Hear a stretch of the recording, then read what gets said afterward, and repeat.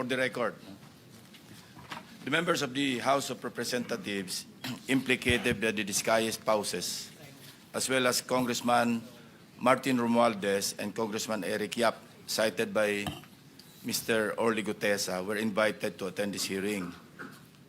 Incumbent congressmen were invited through a letter dated 12 November 2025 to Speaker Faustino Boji D. III of the House of Representatives.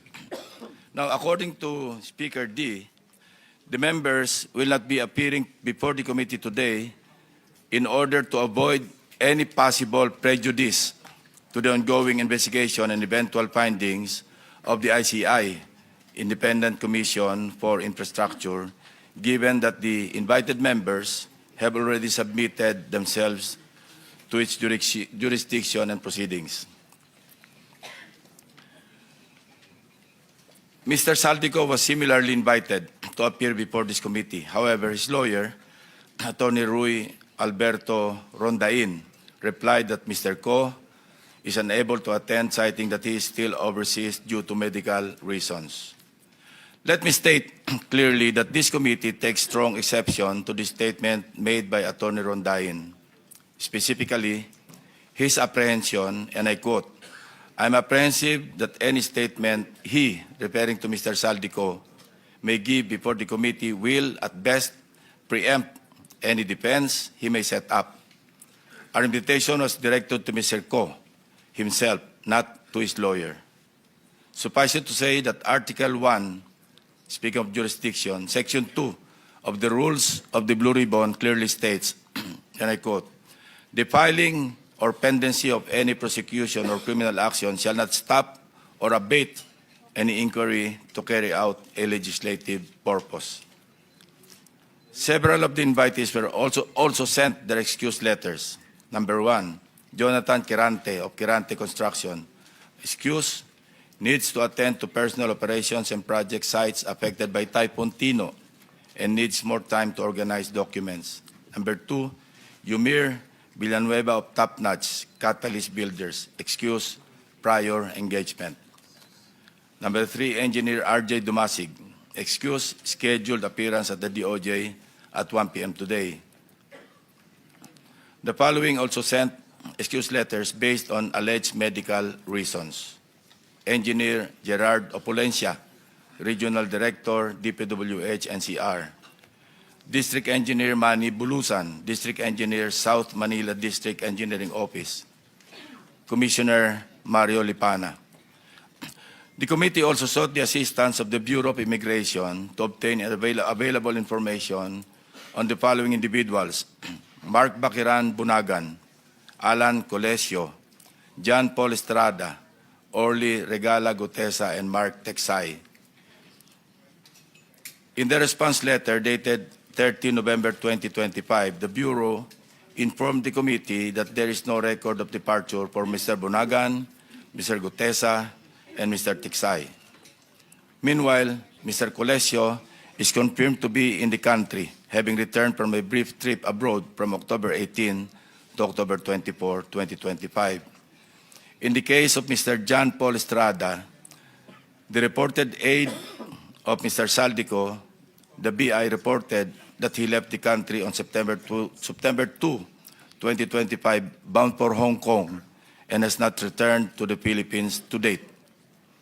We're now coordinating with the Philippine Center for Transnational Crime, PCTC, to coordinate with Interpol to track the movement or movements of Mr. John Paul Estrada, as well as other personalities who are now abroad, whose attendance will be needed by this committee. Lastly, this representation received a copy of an order dated October 24, 2025, penned by Carolina or Judge Carolina C. Ecasiano Sison, Executive Judge of the Manila Regional Trial Court, in relation to the investigation conducted by her office on the authenticity of the notarization of the Sinumpaang Salaysay executed by Mr. Orly Gutesa, allegedly notarized by Attorney Pechi Rose S. or G. Espera. For the record, the committee notes that the notarial monthly report submitted by Attorney Spera covers notarized documents recorded under Notarial Book Number 3, specifically Book Number 3, Document Number 41 to 173, pages 10 to 36, period September 11 to 30, 2025.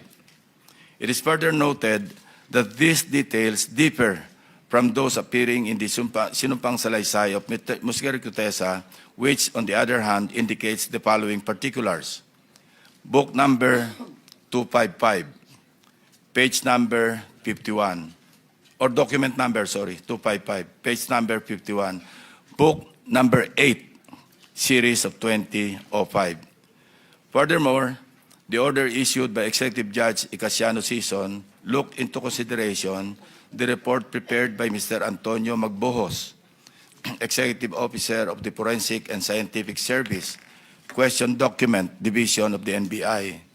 After conducting a comparative examination of the specimen signatures, the NBI concluded that the questioned signature and the standard specimen signatures of Attorney Spera were not written by one and the same person. Since it was found that Attorney Spera has not notarized the sinumpang salaysay, her notarial details, including her signature, contained in the said document is falsified. As such, the order declared that there was no sufficient basis to hold Attorney Spera administratively liable in connection with the notarization of the sinumpang salaysay. With that said, let us start. We will recognize again the members of the committee in the order of their arrival. And the first to arrive is, as usual, Senator Erwin Tulfo. Of course, the Senate President, we are joined by the Senate President who arrived second. Then followed by Senator Ontiveros, Senator Pangilinan, Senator Marcoleta, Senator Bam Aquino. So, Senator Tulfo, you have the floor. Thank you, Mr. Chair. I just have a quick statement, Mr. Chair. Distinguished members of the committee. The Professor Wina Guerra of UP Center for Integrated and Development Studies in their policy paper, Flood Control Fiasco, the policy reckoning for accountability in the Philippines, revealed that our flood control failures stem not from lack of funds, but from absence of credible science, data, and accountability, and also, of course, of corruption. One of her recommendations is the revival of Project NOAA and its return to the Department of Science and Technology. Project NOAA once provided real-time hazards, rainfall, forecast, flood simulation, guided both national agencies and the LGUs. It is for this reason that I urge this committee to recommend the said policy, Mr. Chair. Thank you. Before anything else, we also invited, again, former Undersecretary Roberto Bernardo. He has submitted his supplemental affidavit to the Department of Justice, and we want to hear, for the record, his sinumpang salaysay as submitted, or supplemental affidavit.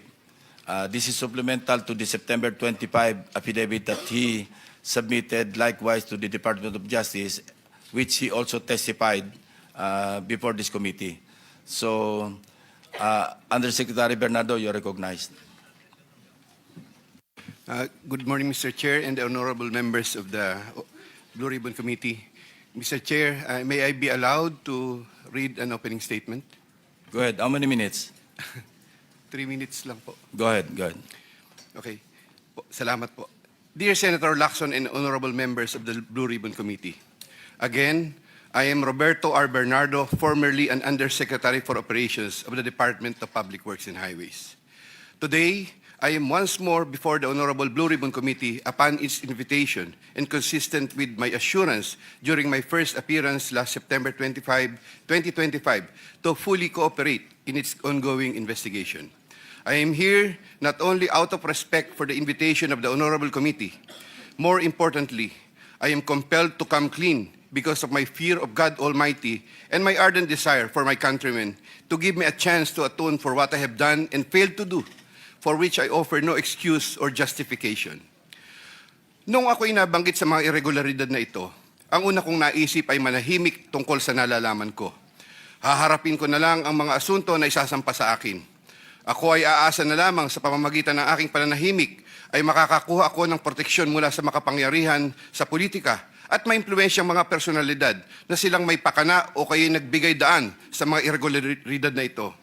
Gayunpaman, napagtanto ko na ang isang pagkakamali ay hindi maaaring iwasto ng isa pang pagkakamali. At kung may maisang pamangkaso ay maaaring magtagal ito bago matapos. Sa aking pagkakaalam sa mga nakarang scam, tulad ng ilang kaso ng PDAF, mahigit isang dekada na ang nakalipas, hanggang ngayon ay dinidinig pa. Kawawa ang bayan. Hindi ko matiyak kung ang mga pangunahing may sala sa mga irregularidad na ito ay mapapatawan ng kaukulang parusa sa lalong madaling panahon. Gayunpaman, umaasa ako na sa pamamagitan ng kasulukuyang mga pagdinig ay makakabuo ang ating mga mambabatas ng kaukulang batas na hindi lamang tutugon sa epekto ng mga maanumalyang gawain ito, kundi na rin makakapigil sa pag-ulit nito. The magnitude of the irregularities and how this have gravely affected and will affect our nation and its citizens cannot be overemphasized. I am committed to disclose everything that I know regarding these anomalies, particularly the complicated and ingenious ways by which these were carried out and perpetrated all these years. This, despite the serious threats to my personal safety and that of my family and loved ones. Mula sa aking paninilbihan bilang isang mababang laborer hanggang ako'y naging isang undersecretary, napag-alaman ko na ang profesional na kakayahan at integridad ay maaaring hindi sapat upang matiyak ang tagumpay sa profesional na karera ng isang tao. Nakapaloob sa isang tiwaling sistema kung saan ang isang tao ay pinangakuan ng biyaya o kaya'y pinipilit na lumahok sa mga irregularidad. Ang takot sa maaaring masamang mangyari bunga ng hindi pagsunod o pagnanais na rin sa personal na pakinabang o kaya'y kombinasyon ng dalawang ito ay sumisira sa moral na direksyon ng isang tao. Lalo na kung ang mga dapat na may pangunahing kakayanan na humadlang sa masamang gawain ay siya ring may pakana nito at nagbibigay daan dito. Naniniwala ako na hindi lamang ako ang nakaranas sa sitwasyong ito. Nakikiusap ako sa mga nasa ganitong kalalagayan na magtiwala sa kinauukulan at lumantad na at makipagtulungan sa kasalukuyang investigasyon. In connection with my application for coverage as a state witness under Republic Act No. 6981, I have earlier submitted to the Department of Justice a second supplemental affidavit further clarifying my previous disclosures on the government flood control and other infrastructure projects subject of the present proceedings. Once again, with the assurance of the Honorable Committee that my rights and benefits under RA 6981 shall be respected, I will be submitting the second supplemental affidavit to the Honorable Committee with the prior authority of the Department of Justice through the Honorable Frederick A. Vida, Acting DOJ Secretary, as set out in an authority to disclose, which I am likewise submitting to the Honorable Committee. Thank you po. Proceed with your statement.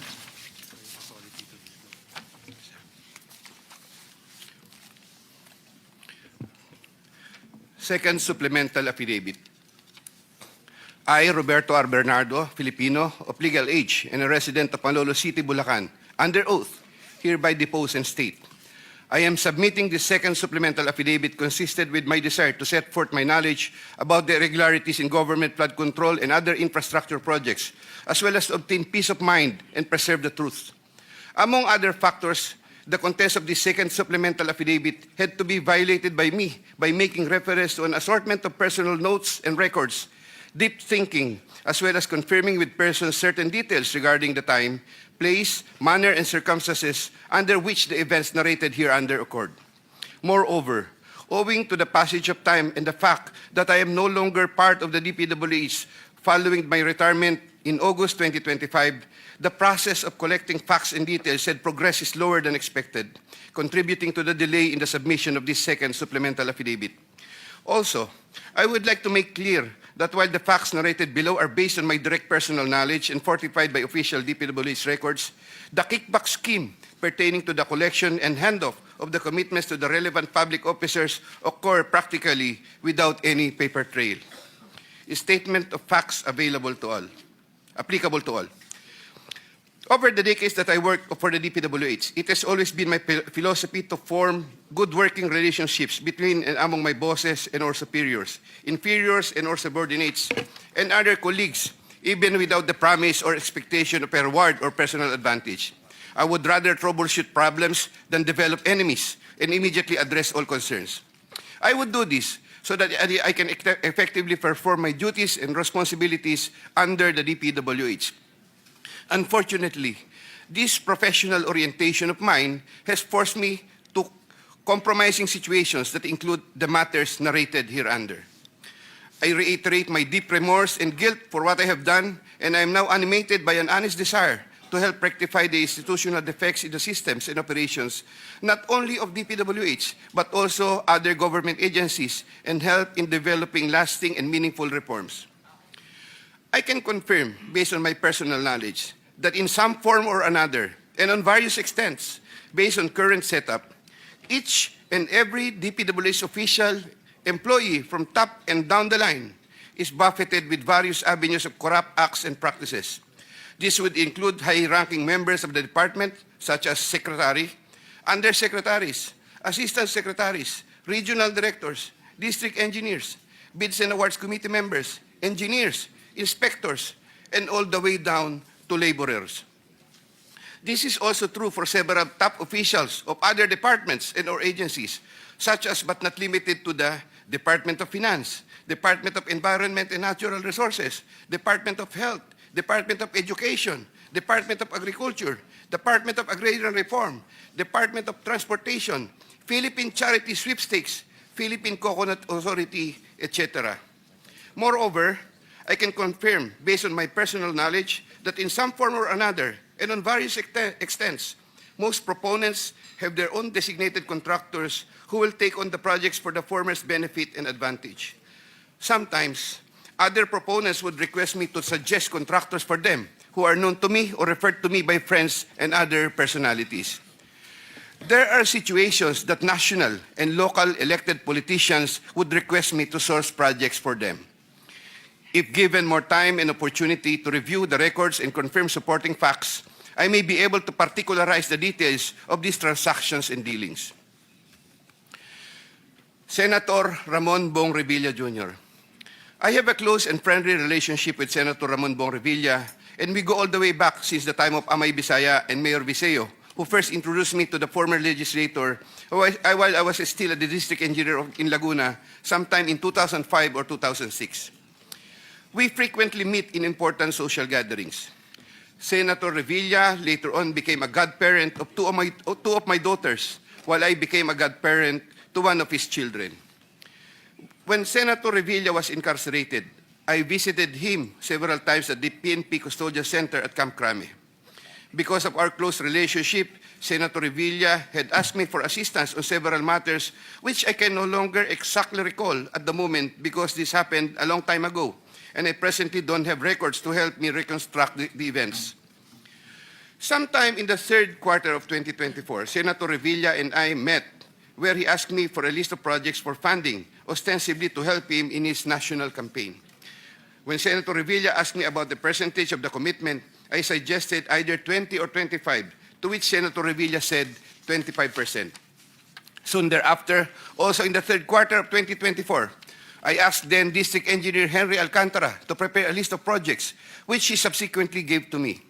The said projects are enumerated in a list here to attach as Annex A.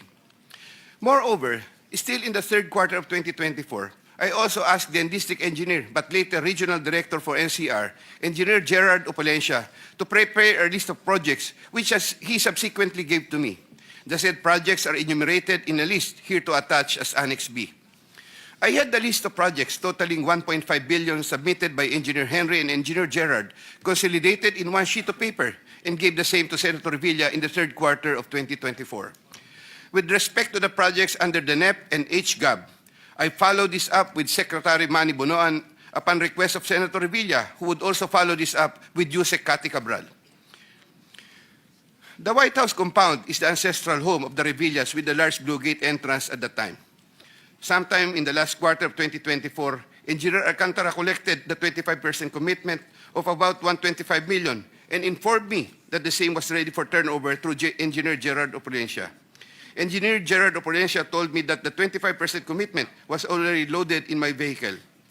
After receipt of the 25% commitment, which were packed in 6 cardboard boxes, each containing at least 20 million, and 1 paper bag containing 5 million. I called up Senator Revilla to inform him the same is ready to be turned over to him. Sometime December 2024, probably the Monday after my receipt of the commitment, my driver and I went to the residence of Senator Revilla. Upon reaching the area, I tried calling Senator Revilla, but he was not answering my call, so I waited. After waiting for approximately 1 hour at a nearby gasoline station, we were finally allowed inside the compound by the guard. Once inside, we parked the vehicle, and shortly upon alighting, I saw Senator Revilla at the terrace. I walked over to Senator Revilla for a casual talk. While the boxes were being unloaded, Senator Revilla and I talked for about 20 to 25 minutes. I asked him, Sen, bakit hindi ka nangangampanya? Senator Bong replied, okay naman pare, maganda results ng survey. Relax muna. The personnel of Senator Revilla helped in unloading the boxes. After the delivery of the commitment, I headed back to Manila. Sometime late January or February 2025, in relation to a list of projects submitted by Engineer Gerard Opulencia, Senator Revilla called me to follow up on the status of the commitment. About a week later, sometime February 2025, I informed Senator Revilla that the same was ready for turnover. Before the start of the campaign period for national elective positions, I directed one of my aides to deliver commitment amounting to 250 million to the residence of Senator Revilla at the White House compound, Aguinaldo Highway, Bacoor, Cavite. Senator Nancy Binay. Carlin Villa is the aide of Senator Nancy Binay, who transacted with me regarding the latter's projects and commitment. If I recall correctly, I first met Carlin in the year 2018 during the budget season at the Senate. Eventually, sometime 2019, Usec Trigib Olivar, whom I knew very well, endorsed Carlin to me. From then on, Carlin would contact me directly to follow up the status of different matters. Sometime fourth quarter in 2022, Carlin, claiming to act on behalf of Senator Binay, asked my help for the transfer of an assistant district engineer in Mindanao to another district, a request which I endorsed to Sec Bunoan. Sometime during the third to fourth quarter of 2022, Carlin requested on behalf of Senator Binay for a list of projects worth around 1.882 billion with 12% commitment. The said projects are enumerated in a list here to attach as Annex C. I got 3% of 1.882 billion. I prepared a list of projects within my area of jurisdiction with the help of DPWH officials, but could not recall at this time exactly who among them gave me the list. But I can recall that it was Engineer Manny Bulusan who coordinated the collection of the commitment. Eventually, during the first quarter of 2023, the commitment was delivered to Carlin for Senator Binay in several tranches in Makati and Quezon City. But I could not recall at this time the details of the deliveries, but I undertake to submit additional information thereon. Sometime last quarter of 2023, Carlin again asked for Senator Binay a list of projects for inclusion and funding under the 2024 GAA, which I provided with the help of Engineer Gerard Opulencia and Engineer Henry Alcantara. The total list of projects initially amounted to 2.5 billion, but which was reduced to 1.672 billion. The said projects are enumerated in the list here to attach as Annex D. Apparently, some individual or group offered Senator Binay a higher amount of commitment of 15% instead of the previous 12%, with the promise that the commitment would be released much earlier. Usec Trigib learned about the plan to transact with this individual or group, and I was informed by Usec Trigib that he confronted Carlin and said to her, bakit nyo binabawasan ng kay Robert? Siya din naman ang nilalapitan ng mga yan pagka nagkakaproblema. However, sometime later part of December 2023, Carlin called me and requested for a 50 million advance for Senator Binay's shoes for the holiday season because the individual or group was unable to deliver on their promise, and which I then helped to fix. Thereafter, Carlin told me that Senator Binay was expecting an increase in the commitment from 12 to 15%, which I agreed to fulfill. I did not get any percentages from the aforementioned projects worth 1.672 billion, but I was reimbursed the 50 million which I earlier advanced. I was nurturing goodwill with Senator Binay by fulfilling the commitment. Sometime 2024, Carlin requested me to relay to Sec Bunoan Senator Binay's request for some allocation under the NEP, which I did. Sec Bunoan allocated 500 million for Senator Binay under the NEP for 2025, which I relayed to Carlin. Carlin told me to prepare a list of projects for the 500 million allocation. I then asked a list of projects from Engineer Henry and Engineer Gerard worth 500 million, which I then submitted in person with Sec Bunoan, who then told me he will instruct Usec Cabral to include the same in the NEP. The list of projects was included in the NEP for 2025. The said projects are enumerated in a list here to attach as Annex E. Likewise, sometime in the last quarter of 2024, Carlin for Senator Binay asked for a list of projects to be included in the 2025 GAA. I then directed Engineer Henry and Engineer Gerard of Polencia to prepare a consolidated list of projects. I submitted a list of projects totaling 3 billion to Carlin, but only approximately 2.6 billion was included. The said projects are enumerated in a list here to attach as Annex F. After these projects appeared in the GAA, Engineer Bulusan, Engineer Opolencia, and myself collected, raised, and prepared the 15% commitment, which was all turned over to me. There were difficulties in collecting the commitment, as there were contractors, congressmen who did not give amount considering the issue of for later release projects totaling approximately 80 million more or less, which I had to advance. Despite this total commitment collected and raised for Senator Binay was 15% of 1.2 billion or around 468 million more or less. I earlier mentioned that the 37 million more or less was delivered at Horseshoe Village, Quezon City, which refers to the amount collected by Engineer Henry Alcantara. But upon full recollection, there were two deliveries. The first delivery amounted to 340 million at a house in Horseshoe Village, Quezon City, and the second delivery amounted to at least 200 million at another house, but also in Horseshoe Village, Quezon City. After the second delivery, Carlin told me, "Kinuha na ni Sir, salamat raw. Hindi ka raw kakalimutan sa Makati." The Sir refers to the husband of Senator Binay. I did not get any percentage from the projects worth 3,120 million for NEP and GAA for Senator Binay. Senator Chis Escudero and Maynard Ngu. I met Maynard Ngu at the Manila City Hall during the term of Mayor Erap, and while I was the city engineer of Manila sometime in 2013. Maynard Ngu is a familiar figure in the social political circles, as he would be handling substantial donations to politicians during election season, including the distribution of mobile phones. During the 2022 national elections, Maynard Ngu approached me and asked for help in raising campaign funds. I and other DPWH officials assisted Maynard Ngu in raising campaign funds.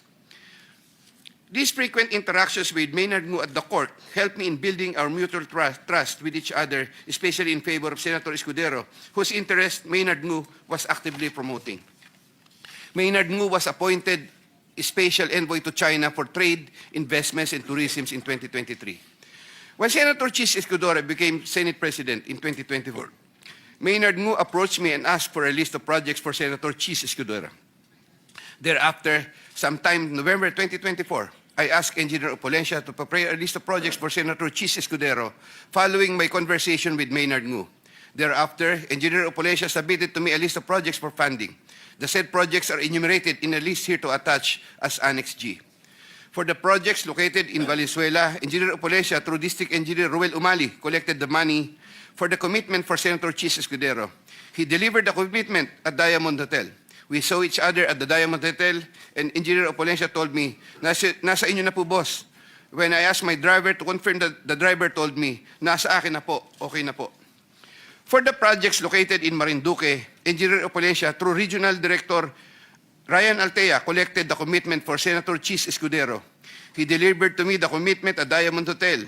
Engineer Opolencia called me and said, "May papadala ako sa inyo ngayon. Sa iyo ngayon, dadalhin na lang po sa Diamond." Later, the driver told me, "Nasa akin na po, okay na po." Following a deeper recollection of the facts and checking with public records, I can now confirm that in addition to the Valenzuela and Marinduque projects, Engineer Opolencia also provided the list of projects for Oriental Mindoro and Quezon City. The complete list of projects for Senator Chis Escudero is worth 1.4 billion with 20% commitment. The said projects are enumerated in a list here to attach as Annex H. Sometime early 2025, I made the first delivery of 160 million for Senator Chis Escudero at the Cherry Mobile Building at Maynard Ngu in Apacible Street, Manila. Thereafter, early 2025, I made the second delivery of 120 million for Senator Chis Escudero, also at the Cherry Mobile Building of Maynard Ngu. Senator Jinggoy Estrada. I have known Senator Jinggoy Ejercito Estrada since I met Senator Jinggoy Estrada through the social circles of Senator Bong Revilla. We usually had encounters during social gatherings of people in the movie industry. We developed a close relationship. Sometime in 2010, when I was Assistant Regional Director of DPWH Region 4A, Senator Jinggoy was backing me to become a Regional Director. When I failed to become a Regional Director, I applied for the position of City Engineer, and Senator Jinggoy was one of those who recommended me. When he was incarcerated, I would visit him, but sometimes together with then City Mayor Joseph Erap Estrada. Sometime in 2023, Senator Jinggoy requested Secretary Bunoan through me for projects worth 500 million. Secretary Bunoan agreed to give 450 million for the DPWH NCR building, which Usec Cabral included in the NEP for 2024, with an 18% commitment for Senator Jinggoy. Senator Jinggoy called me sometime in the third quarter of 2024 and asked me to request the amount of 1 billion from Sec Bunoan. Senator Jinggoy said, "Tulungan mo na lang ako dyan kasi marami pa akong tutulungan sa eleksyon." I replied, "Okay na ba ang 25% Sen?" Sen Jinggoy responded, "Okay na ang 25%. I relayed to Sec Bunoan the request of Sen Jinggoy. The former then asked me to prepare a list of projects for the latter. In turn, I asked Engineer Gerard Opalencia for a list of projects. When Engineer Opalencia gave me the list, I gave it to Secretary Bunoan, who told me that he will give the same to Usec Cabral and that the latter will take care of it. At the moment, I cannot locate the list or a copy thereof. Later on, I saw that some of these projects totaling 500 million and included in the list I gave to Sec Bunoan were listed in the NEP for that year. These projects, as appearing in the NEP, are enumerated in a list here to attach as Annex I hereof. Thereafter, Senator Jinggoy called me and asked me what happened to the difference of 500 million. I relayed this to Sec Bunoan. The latter replied that he will prioritize the matter as soon as there is available funding. Subsequently, I found out that the projects totaling 200 million were included in the SGAB for 2025. These projects, as appearing in the SGAB, are listed Annex J hereof. However, Senator Jinggoy called me again for the difference of 300 million to complete the 1 billion project value that was requested. During the BICAM, projects worth 750 million were again included in the projects to eventually form part of the 2025 GAA. The said projects are enumerated in a list here to attach as Annex K. The total budget for the projects which appeared in the 2025 GAA is approximately 1.45 billion, more or less. After Engineer Opalencia collected the 25% commitment, approximately 360 million, and delivered the same to Diamond Hotel in Manila. Thereafter, I tasked my driver to deliver the boxes to Sen Jinggoy at the Archaga building in San Juan City. Senator Jinggoy personally confirmed to me his receipt of the commitment and thanked me for the same. During the 2024 budget hearing for 2025 GAA, Engineer Alcantara informed me that Senator Jinggoy gave him funding amounting to 355 million for Bulacan First DEO and 500 million from other districts in Bulacan and requested that he, Engineer Alcantara, prepare lists of projects. The said projects are enumerated in a list here to attach as Annexes L and L-1 respectively. Later on, sometime in the first quarter of 2025, Senator Jinggoy asked me to get the 25% commitment for the aforesaid list of projects from Engineer Alcantara. Engineer Alcantara then delivered to me the 25% commitment, approximately 213 million, which I delivered to Senator Jinggoy at the Archaga building in San Juan City. Senator Grace Poe. Sometime third quarter of 2024, J.Y. De La Rosa, a staff of Senator Grace Poe, requested Sec Bunoan, through me, if Senator Grace Poe can be accommodated in the DPWH NEP. Sec Bunoan told me there is a 500 million for Senator Grace Poe and instructed me to ask the Senator for a list of projects. J.Y. De La Rosa told me to coordinate the matter with Mrs. Patron, a contractor. Mrs. Patron told me to prepare the list. Upon my instructions, Engineer Gerard Opalencia submitted a consolidated list of the following projects, 1 in Laguna and 3 in NCR. These projects are indicated in the list here to attach as Annex M. Thereafter, the list of projects was included in the NEP by Sec Bunoan through Usec Cabral. Later on, the said projects appeared in the GAA for 2025. There was a 20% commitment collected for Senator Grace Poe. Mrs. Patron, a contractor, collected the commitment for Sen Grace Poe at Diamond Hotel from one of my aides. Congresswoman Mary Mitzi Kahayon Uy. There were projects released in Congresswoman Kahayon Uy's congressional district which I facilitated. I submitted projects being proposed by her to proponents for funding, the details of which I am still verifying and confirming at the moment. Congressman Florida Robes. There were also projects released in Congresswoman Florida Robes' congressional district, which I facilitated. I submitted projects being proposed by her to proponents for funding, the details of which I'm still verifying and confirming at the moment. Congressman Zaldico. In addition to my statements in my affidavit dated 25 of September 2025, I was told by Engineer Alcantara, Congressman Zaldi would from time to time deal also with Engineers Gerard Pacanan, Gerard Opulencia, and Danny Villa. There were times Engineer Gerard Pacanan and Gerard Opulencia would give me certain amounts, supposedly from Congressman Zaldico. Usec Tri-Give Olivar of DepEd. In addition to my statements in my affidavit dated 25 of September 2025, I wish to add that I have known Usec Tri-Give as early as 2010 when he was still a staff of Senator Bong Revilla. He is a common figure in budget deliberation hearings and by reason of which I had interacted with him on multiple occasions. Usec Tri-Give then worked under the office of Senator Edgardo Angara and then later worked under the office of Senator Sani Angara. When Senator Sani Angara became a chairman of finance, Usec Tri-Give and I would have several interactions as part of our work in budget preparations.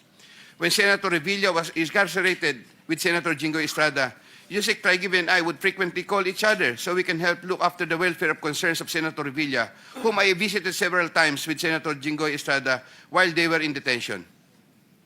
Aside from the details I had earlier mentioned in my affidavit dated 25 of September 2025, Usec Tri-Give and I also had transactions concerning Senator Angara between 2019 and 2024, where Usec Tri-Give received deliveries representing 12% of the projects of Senator Sani Angara, while the latter was chairman of finance.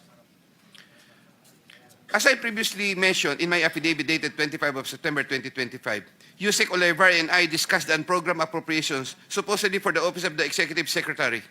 Thereafter, DPWH received a special allotment release order, which included projects worth 2.85 billion. The contract IDs for the projects worth 2.85 billion covered by the said SARO can be secured from the records of DPWH Regional Office for Region 3 and the 1st District Engineering Office of Bulacan. Moreover, in the unprogrammed allocation for 2025, there could have been an additional 12 billion more or less funding, which I am verifying and confirming at the moment. DPWH Secretary Mark Villar and Yuse Cabral. I was appointed Assistant Secretary of DPWH by former President Rodrigo Duterte in 2016 during the term of DPWH Secretary Mark Villar. As Assistant Secretary for Operations, I was assigned over the Visayas regions. While I was Assistant Secretary for Operations, I was introduced to Carlo Aguilar, a cousin of Sec Mark Villar. Yuse Cabral was already the Undersecretary for Planning Service when I became Assistant Secretary. As Undersecretary for Planning Service, Yuse Cabral was working closely with Sec Mark Villar for the allocation, listing, and budgeting of all the DPWH infrastructure projects. While I was Assistant Secretary, I was also later designated as Chairman of the Central Bids and Awards Committee, Central BAC. In the later part of 2017, I was promoted to Undersecretary of the DPWH during the incumbency of Senator Mark Villar and took my oath of office as Undersecretary before him. In the first quarter of 2018, I was designated as Undersecretary for Operations for NCR, 4B, and the 3 Visayas regions. Upon my request, I was replaced as Chairman Central BAC sometime in February 2020 because of political intrigues, as I was reportedly siding with then City of Manila Mayor Isko Moreno, who was vocal against then President Rodrigo Duterte. All of this time, the funding of all projects was cleared through Yuse Cabral for approval by Sec Mark Villar. From time to time, Yuse Cabral would ask me to submit detailed lists of projects with regards to lump sum fund allocations of DPWH, which list she sometimes would approve herself or forward to Sec Mark Villar for approval. Among others, this included EDSA and other major roads, project allocations, maintenance of creeks and waterways, etc. The commission for these approved projects was 10% and divided as follows: 50% to Carlo Aguilar, presumably for Sec Mark Villar, 25% Yuse Cabral, 25% for myself. Undersecretary Maria Catalina E. Cabral. As a general rule, with very little exceptions, it is Yuse Maria Catalina Cabral with the imprimatur of Secretary Mark Villar and later continued by Sec Manny Bunoan, who had control at the DPWH level to remove, include, add, deduct, or modify insertions of items in the NEP for infrastructure or those pertaining to DPWH. Usec Cabral would tell me that she would communicate and meet legislators to inform them of the amount of their allocations and ask them for titles of projects that they want to include in the DPWH budget. In a matrix of process flow that I have prepared, which I am attaching here to as Annex N, Usec Cabral has total influence and authority in preparing and finalizing the NEP for infrastructure. On multiple occasions, I personally delivered and also caused to be delivered cash to Usec Cabral at her house at Tatalon, Quezon City, and other places.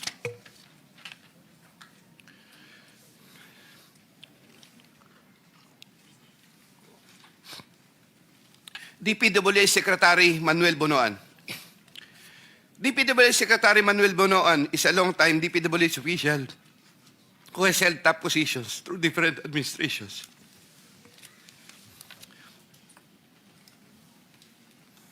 I look up to Sec Bonoan and consider him as a mentor. I treasure his guidance and friendship over the years. Prior to Sec Bonoan's assumption as Secretary of DPWH, I was the Undersecretary for Operations and Planning for NCR, Visayas, having assumed the said position in 2018. Unlike during the time of Sec Mark Villar, when I was not given much task, even removed as back chairman, and had very limited operational functions during the COVID pandemic period, Sec Bonoan entrusted me with more operational functions and let me work more closely with Usec Cabral. Sometime in 2022, Sec Bonoan directed me to submit a list of projects for possible inclusion in the NEP for fiscal year 2023 worth around 450 million. Without question and delay, I asked Bulacan First DEO for a list of projects for funding. Thereafter, Engineer Alcantara submitted to me a list of projects for funding under the NEP. Those projects are indicated in the list here to attach as Annex O. In compliance with this order, I forwarded the list to Sec Bonoan. He told me that Undersecretary for Planning Maria Catalina Cati Cabral shall facilitate and ensure the inclusion of these projects in the NEP. Engineer Alcantara gave the 10% of the value of the projects. Similarly, in 2023, Sec Bonoan directed me to submit a list of projects for possible inclusion in the NEP for fiscal year 2024 worth around 150 million. Again, without question and delay, I asked Bulacan First DEO for a list of projects for funding. Thereafter, Engineer Alcantara submitted to me a list of projects for funding under the NEP. Those projects are indicated in the list here to attach as Annex P. In compliance with this order, I forwarded the list to Sec Bonoan. In compliance with this order, I forwarded the list to Sec Bonoan. Sec Bonoan said that Usec Cabral shall again facilitate and ensure the inclusion of these projects in the NEP. Engineer Alcantara gave 15% of the value of the projects. Also in the year 2024, Sec Bonoan also directed me to submit a list of projects for possible inclusion in the NEP for fiscal year 2025 for the amount of 900 million. I asked Bulacan First DEO for a list of projects for funding. Thereafter, Engineer Alcantara submitted to me a list of projects for funding under the NEP. Those projects are indicated in the list here to attach as Annex Q. In compliance with this order, I forwarded the list to Sec Bonoan. Sec Bonoan said that Usec Cabral shall again facilitate and ensure the inclusion of these projects in the NEP. Engineer Alcantara gave 20% of the value of the projects. With respect to the commitments collected by Engineer Alcantara narrated above, Secretary Bonoan and I received a percentage. In many instances, during budget deliberations, I was tasked by Sec Bonoan to talk to legislators over their funding and other concerns, and to forward these concerns to Usec Cabral for action and resolution. Sec Bonoan and Usec Cabral. Every year, including years 2023, 2024, and 2025, Usec Cati Cabral apportions the budget ceiling for the DPWH's allocable NEP among the districts according to the endorsed programs, activities, and projects, PAPs. Although she would make it appear that 100% allocable NEP had been apportioned, Usec Cati Cabral would reserve a substantial percentage of that allocable NEP for her and Sec Bonoan's preferred projects. Sec Manny Bunoan would from time to time ask me to take charge of part of his own reserve allocations. the value of the projects that I handled for Sec Bunoan was at least 5 billion per annum for the years 2023, 2024, and 2025, with an average of 15% commitment. Of this 15% average commitment, Sec Bunoan, 75% usually would give, of this 15% average commitment, Sec Bunoan, 75%, usually would give me 25% of the commitment, with the rest of the commitment shared between him and Usec Cathy Cabral. Usec Cathy Cabral herself took charge of her own reserve allocations. Once again, I humbly reserve the right to submit another supplementary affidavit if warranted in the premises. I attest to the truth of the foregoing statements based on my personal knowledge and authentic records. Mr. Chair, thank you. Thank you. The Vice Chairman, Senator Erwin Tulfo, you may reclaim your time. Thank you, Mr. Chair. Okay. Aside from the tables attached as annexes, may iba ka pa bang ebidensya na magpapatunay po sa inyong sinumpaang salaysay? Mr. Chair, I would of course, I may submit additional documents po pagka po na retrieve from the records. Meron po. All right.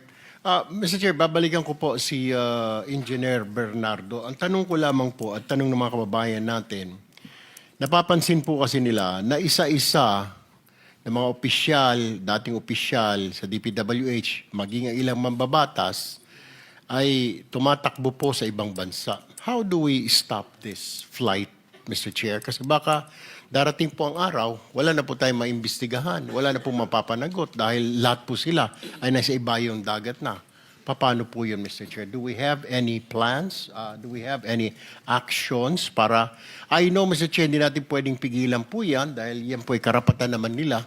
Pero dahil may investigasyon po nangyayari, ito po yung accountability, Mr. Chair. You may address your question to the DOJ representative. I think the Prosecutor General, Richard Padulyon, is here. Kindly Thank you, respond. Mr. Chair. Yes. Good morning, Mr. Chair. I believe that while we want all of these personalities who are involved or mentioned in the investigations to just stay in the country during the course of the investigations, we cannot at this time, Mr. Chair, prevent them from traveling because what we can only issue as far as the Department of Justice is a lookout bulletin. A lookout bulletin operates only to check on the records of the passenger who would want to leave, but it would not prevent them from being able to leave the country. There is no legal impediment for them to leave because it would be violative of their constitutional right. However, if I may be bold enough to suggest, Mr. Chair, in answer to the question of the good senator, yes, there are investigations which are being undertaken at this time, and while I understand that cancellation of passports can only be done if, for example, there are cases which are already filed, and this can only be done through the courts. I believe that representations can probably be made by the investigating bodies with the executive branch, that would be the Department of Foreign Affairs, to possibly hold or possibly cancel passports of those who are undertaking or undergoing investigations, Mr. Chair. Linawin ko lang, Mr. Chair, parang pwede lang yatang kanselahin ang mga passports sa mga ito kapag sila po'y nakasuhan na. Pero what I'm talking about, yung hindi pa po nakakasuhan. Kasi it is not enough yung lookout bulletin. Wala naman hong saysay yun eh. Kahit na nandoon siya sa lookout bulletin, pwede niya sabihin, wala pa naman ho akong kaso.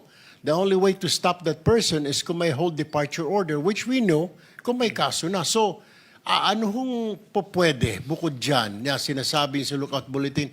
Are you suggesting na the DFA kanselahin ang passport? But can we do that? Wala pa naman po silang kaso and it will violate their constitutional rights. I understand, Mr. Chair, if I may, sir, answer the question.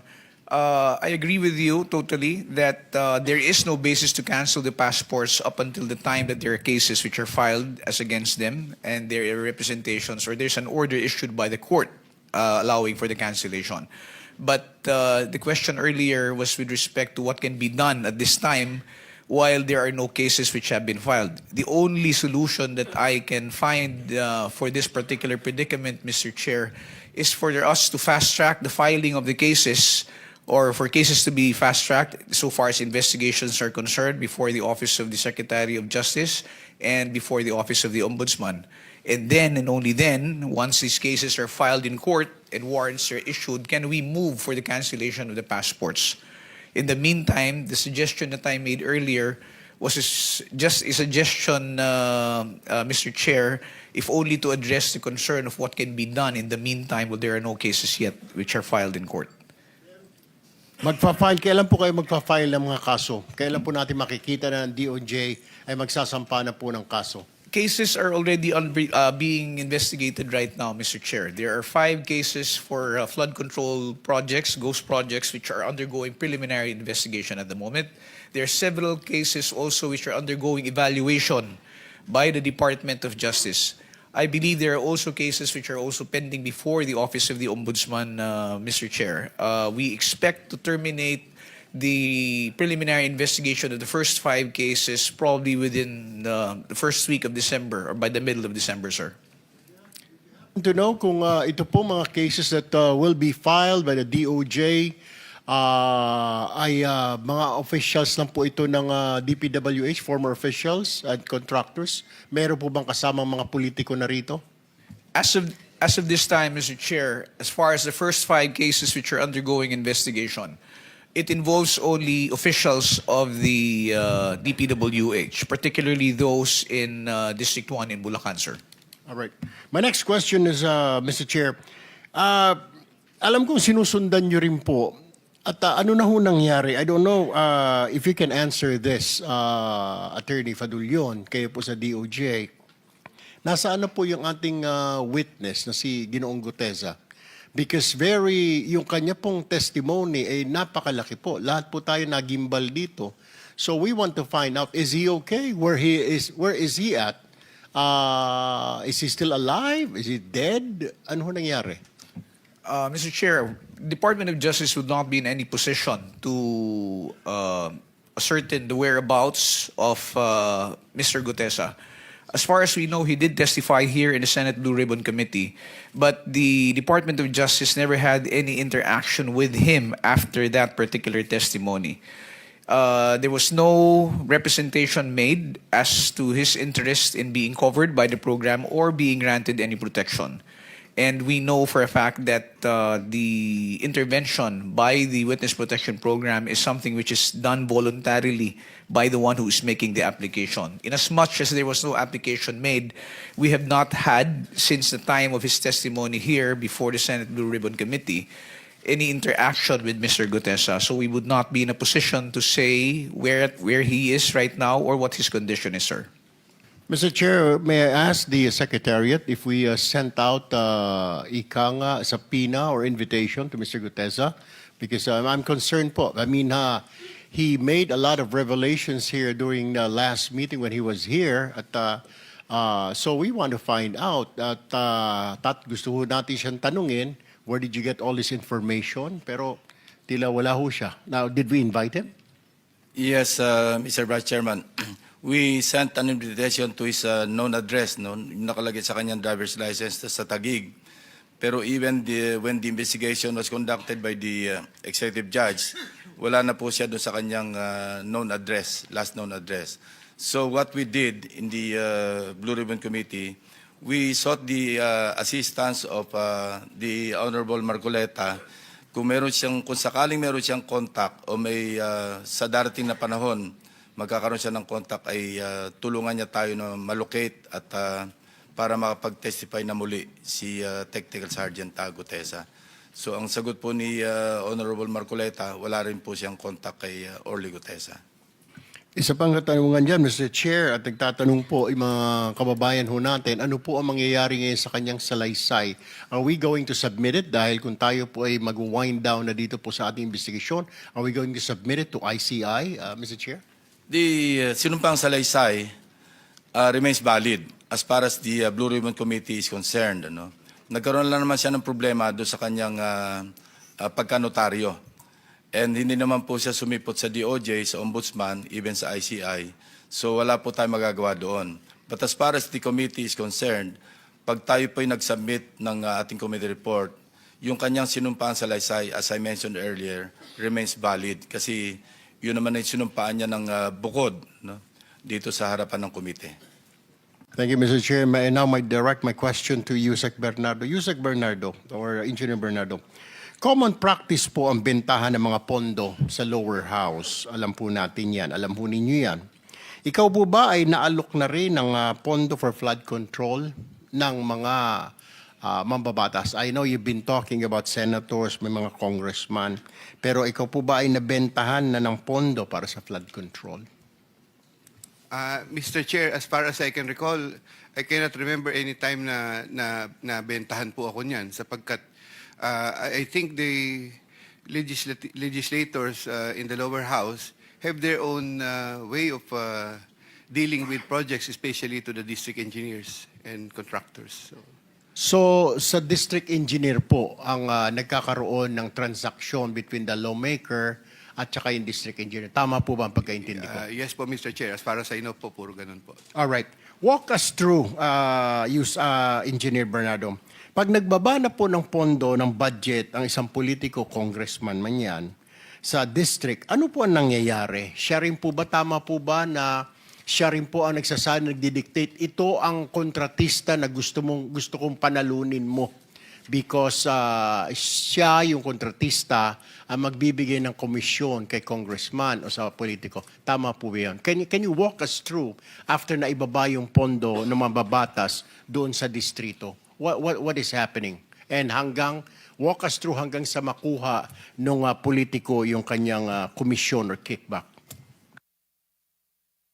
Mr. Chair, I'm very sorry to be off the rec ano po sa ganyang mga proseso sapagkat ang nagkakausap lang po talaga dyan ay ang mga congressmen or legislators sa lower house saka po district engineer o yung mga contractor. Hindi po ako dun sa kanilang sistema doon kung paano. Ba't naririnig ko pong ganun talaga? Yun po. Alright, panghuling na katalungan na lang po sa inyo, Usec Bernardo, bago po ako lumipat dito kay Engineer Alcantara. Nabanggit niyo po ang Office of the Executive Secretary na kasama din po dito sa flood control. Ewan ko bakit to sila may flood control. Ang tanong ko po, sino sa Office of the Executive Secretary ang kausap po ninyo? Can you name names? Mr. Chair, as I've earlier na sinabi ko po, ay si Trigib Olivar po ang kausap ko. Siya lang po nagsabi sa akin nun.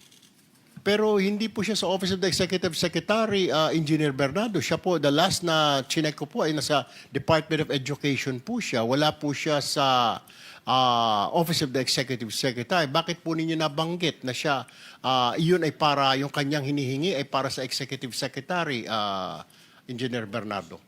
Mr. Chair, yun lamang po ang sinabi niya sa akin. Wala po akong... Senator Tulfo, bukod kay Usec Olivar, no? Pag sinabing Office of the Executive Secretary, wala ka nakakausap na naka-assign mismo doon sa Office ng Executive Secretary? Wala? Wala po, Mr. Chair. Thank you.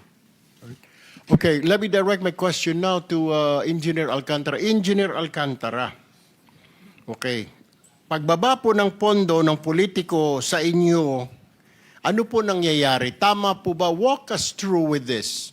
Pagbaba ng pondo, sasabihin ng politiko, gusto ko sa contractor na ito ang mapanalunin mo.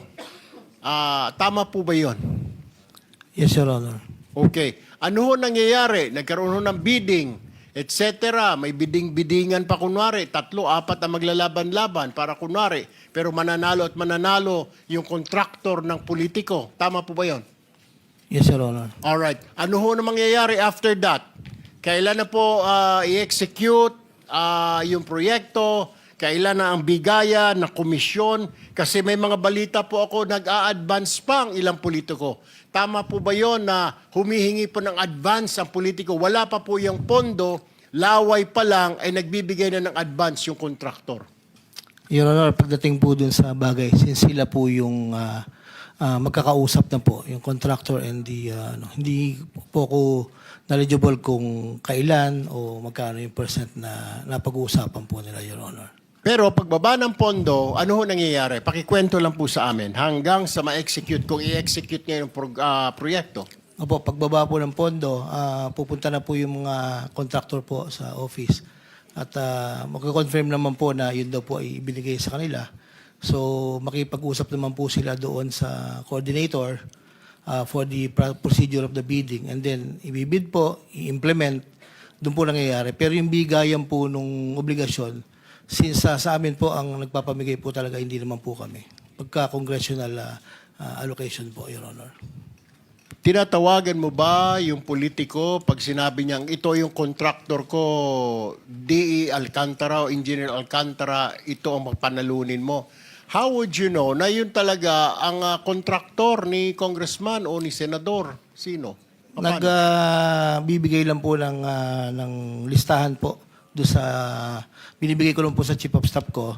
Ito yung designated na gusto nila. Ilan po yun. Okay. Tama rin po ba na para kunwari mayroon ka talagang bidding, masunod lang, para hindi masilip ng COA, kailangan may sumali na 3 at 4 pa na contractor. Pero knowing in advance, kailangan manalo na yung contractor ng politiko na yon. Yes, Sir Honor. Yung mga contractor po na designated, they're the one who will talk to the coordinator po ng mga contractors po, Your Honor. So, yung bidding po na nagaganap ay bidding-biddingan na lang kung tawagin. Most probably, Your Honor. All right. Okay. Another question po sa kay... With the permission of Senator Go ahead. Kiko, and just on that point, Senator Kiko, sa page 18 kasi nung affidavit ni Ginoong Bernardo, nakalagay dito, number 141. In compliance with his order, I forwarded the list to Sec Bunoan. He told me that Undersecretary for Planning shall facilitate and ensure the inclusion of these projects in the NEP. So sinama pa lamang sa NEP, tapos 142, Engineer Alcantara gave 10% of the value of the project. Ibig sabihin, wala pa yung proyekto sa baba. Nasa NEP pa lang, may 10% na. Normally, ganun po, Your Honor, after the listing of the NEP. Saan galing yung pera? Sa mga contractor po na gustong mag-take ng risk po. Yan ang nga yung ibig kong sabihin kanina, di ba? May advance na. Kaya yung sinasabi mo na wala kang alam, hindi mo alam, sila nag-uusap, doon pa lang, tama si Senator Pangilinan, may advance na. Sama dito sa statement na binigay na affidavit ni Engineer Bernardo, may advance. Your Honor, i-differentiate ko lang po if you may. Yung pong binabanggit po ni Senator Pangilinan, yun po yung mga special fund po, hindi po yun yung allocable ng congressman, Your Honor. Doon po sa allocable ng congressman, wala pong ganon. Yun lang pong mga special funds na coming from whether, hindi ko po alam kung whether kay Secretary or kay Usec Cabral or sa House man po, kung saan po. Dalawa po kasi yan, sir, isang allocable po. Yun po yung fixed allocable na naka-allocate po sa district representative.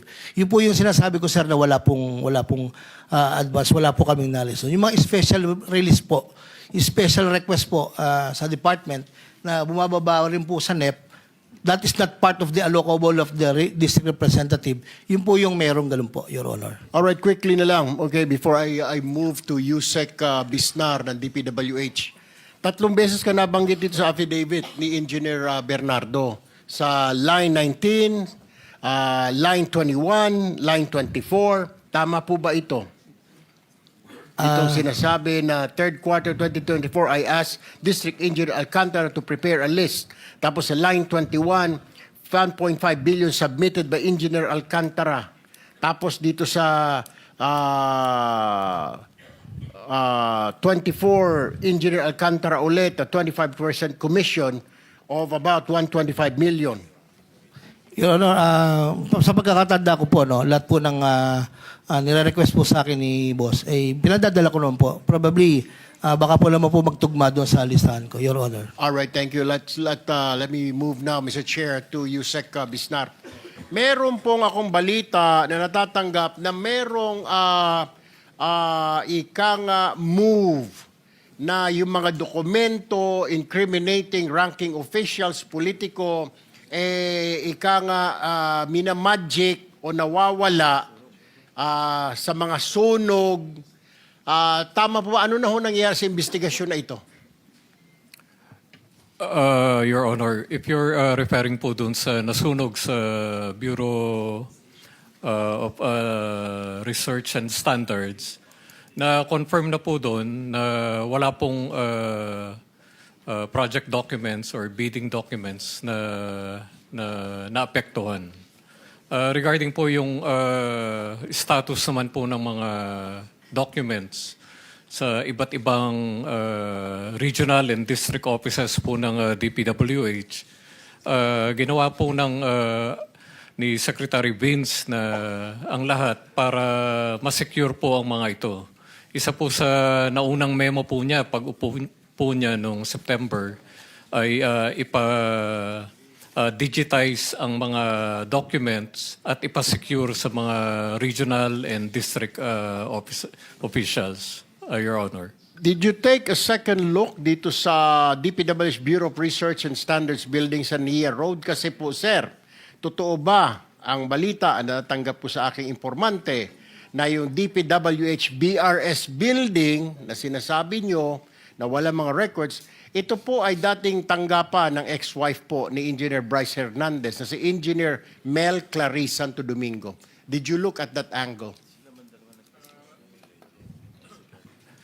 Titingnan po namin, Titingnan pa Your lang po Honor. ninyo.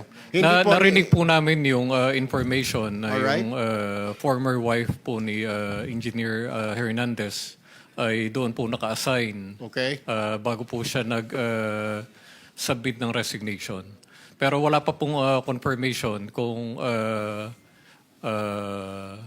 meron po ba siyang hawak na mga documents pertaining po sa mga flood control and other infra projects, Your Okay, Honor. pakitignan lang po, ano po, Usec Bisnar, ano po, kasi, well, actually, may mga duda ang ilang mga kababayan natin. I just read this in the newspaper also.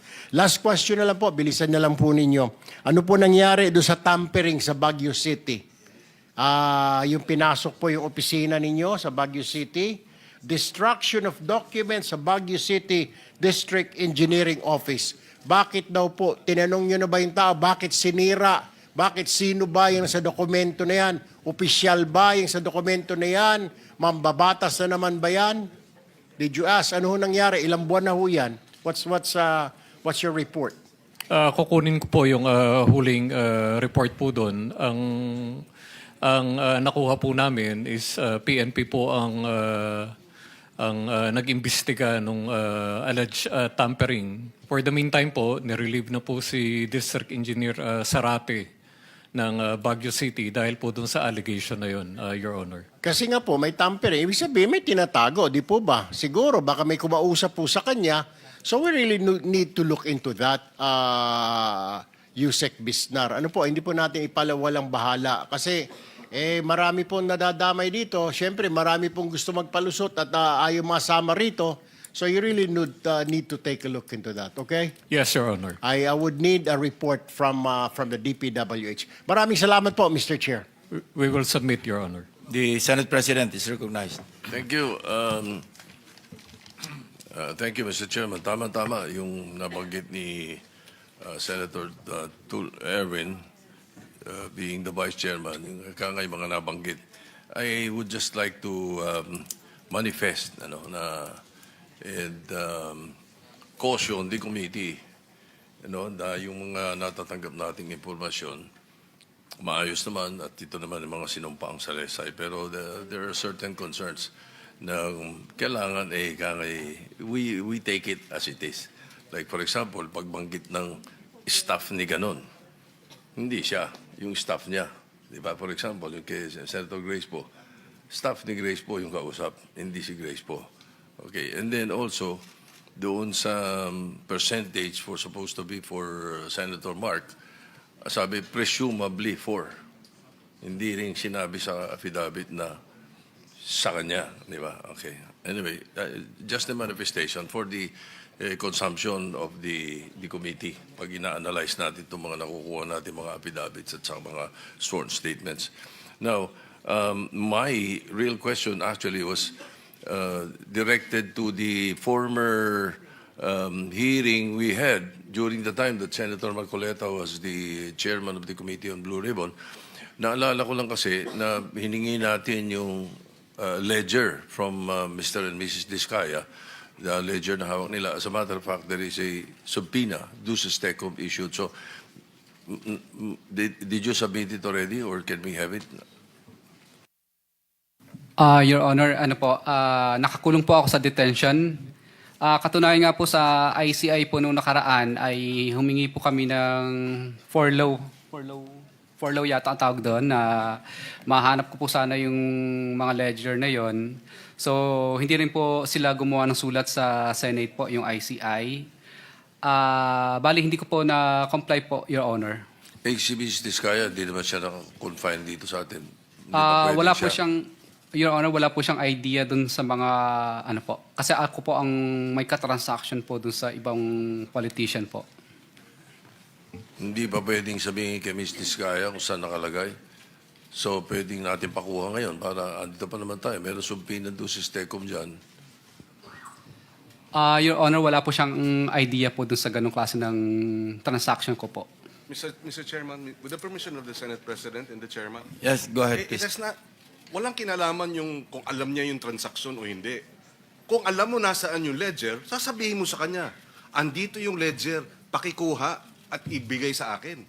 Hindi ba? For the record, Mr. President. Your Honor, kasi nag-transfer po kami nag-transfer sa office po namin. So, hindi po nila, kahit ako din po, Your Honor, hindi ko rin po matansya kung saang bandang particular ng mga lalagyan po namin na ilagay sa dami po ng aming mga documentation. Yeah, para lang ma-repress yung memo, with the permission of Senate President, Senator Pangilinan.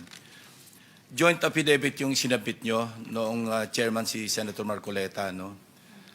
Na sinasabi nyo, kayong dalawa nagsasabi, ito ay binibigay namin sa kanila ng cash. Ang bawat transaction ay may karampatang voucher at ledger na nagsasaad ng mga araw kung kailan nila natatanggap. Ano? In fairness to the congressmen and in fairness to the committee, kailangan namin yung ledger because mananatili itong say-so o he says, she says itong inyong salaysay.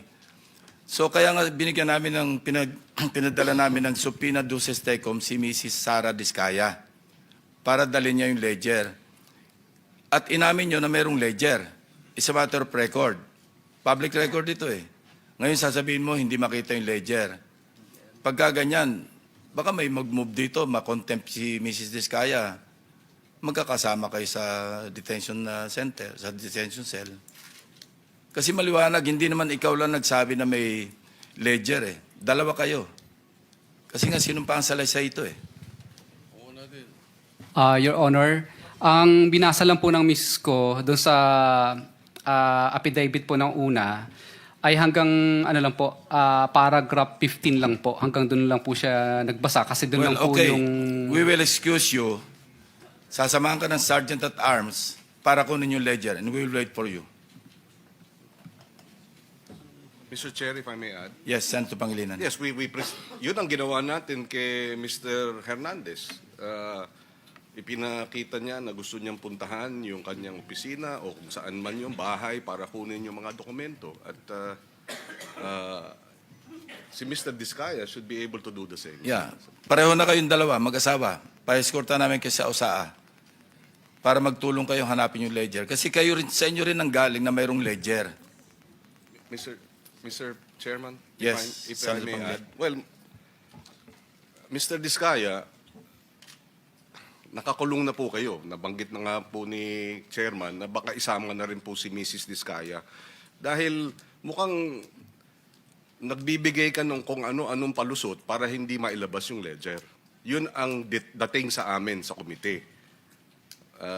So, sana, kung ayaw ninyong makulong pati si Mrs. Discaya, yun na ang paraan.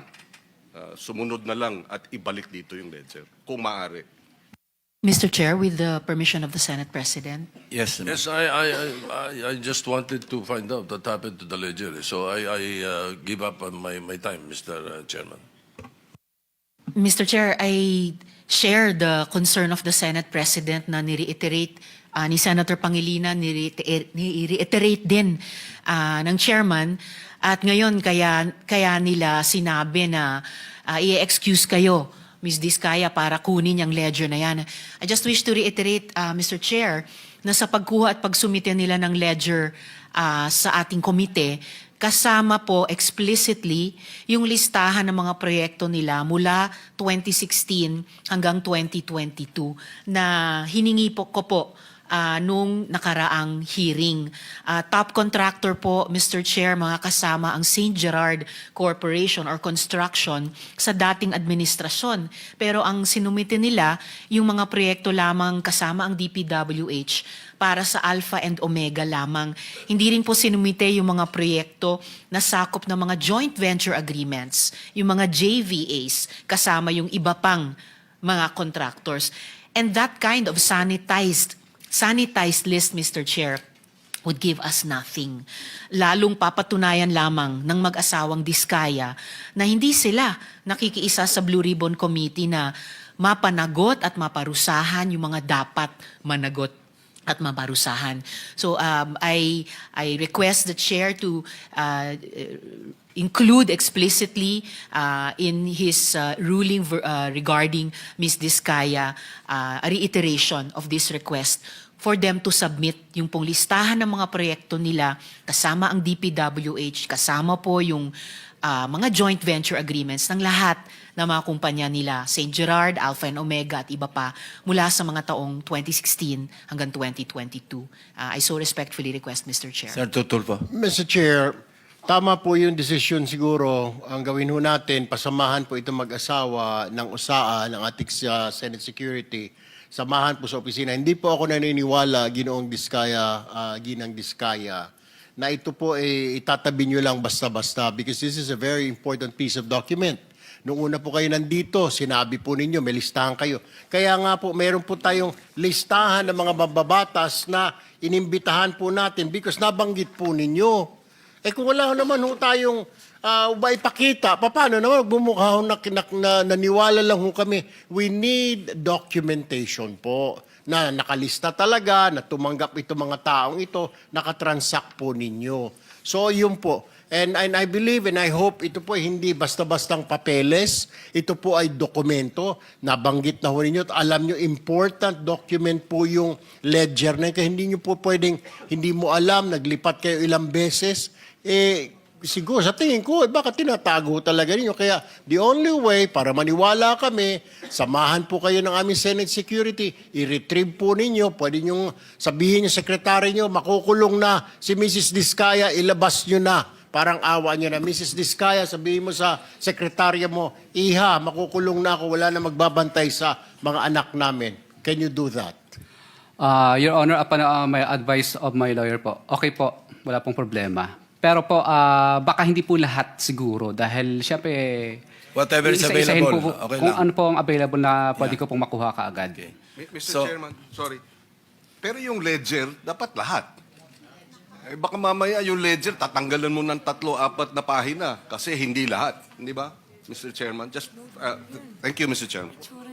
Senator Hercito. Mr. Chair, pwede rin naman siguro kung natatakot sila sa security ng anak nila, pwede mo tayo mag-executive session only for that purpose. Or, ang balita rin namin kasi, Mr. Chair, yung mga pinangalanan ni Mr. Discaya, yung mga hindi daw nagsauli.